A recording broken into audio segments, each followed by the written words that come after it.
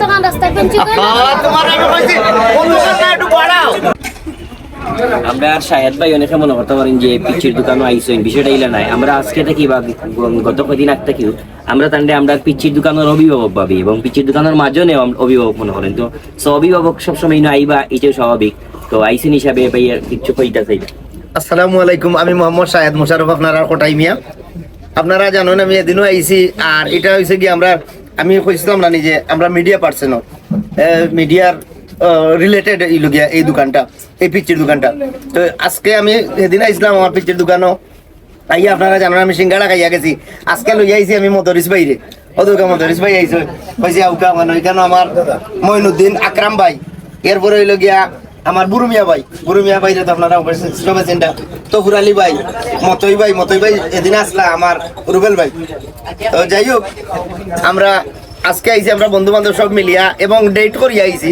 আমি কইছি আপনারা সবার কথা হইল আমি আনিয়া টান চা খাওয়াইতাম পিচির দোকানের চা। আসলে পিচির দোকানের চাটা অবশ্যই আলাদা, যার কারণে আমি বন্ধু বান্ধব সবরে লইয়া পুরা মিডিয়ার মোটামুটি ম্যাক্সিমাম মিডিয়ার সবরে লইয়া কেন আইছে যে পিচির দোকান আজকে একটা চা খাইয়া যায়। আপনারা যেখানে থাকবা একবার পিচির দোকান ভিজিট করিয়া যাবা। ধন্যবাদ। বুড়িমিয়া ভাই এক মিনিট কিন্তু। আসসালামু আলাইকুম। যে যেখান থাকি পেজ দেখরা আসলে সকলের শুভেচ্ছা ও ভালোবাসা।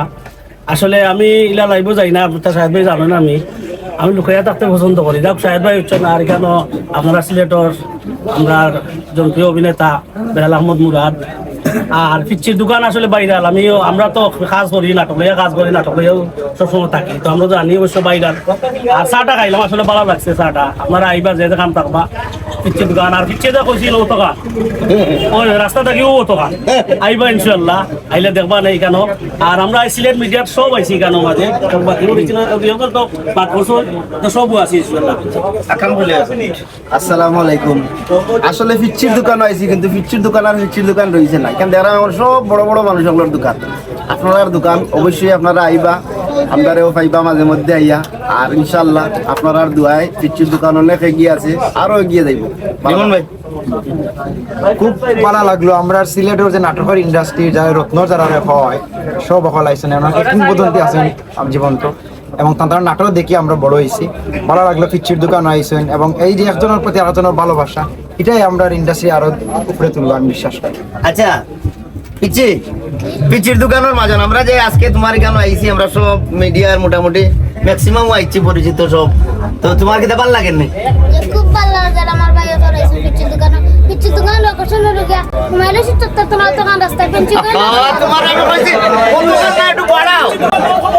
কত দোকান নাই আমরা একটু বাড়াইছি আমার কথার উপরে। এই যে একটা কথা, পিচির দোকান হইল গিয়া হুমায়ুন রশিদ চত্বর থেকে অতখান রাস্তা, তো আমরা তান্ডা কইছি একটু বাড়াইয়া দিলাম। যাই হোক, এখানে একটু ভিজিট করিয়া যাইবা।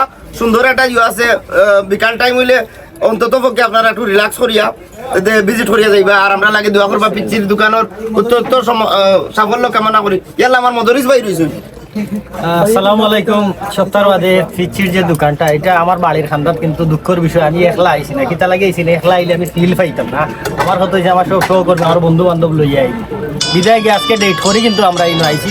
তো আশা করা পিচির দোকানের যে খাবারগুলার যে মানগুলা খুবই ভালো উন্নত।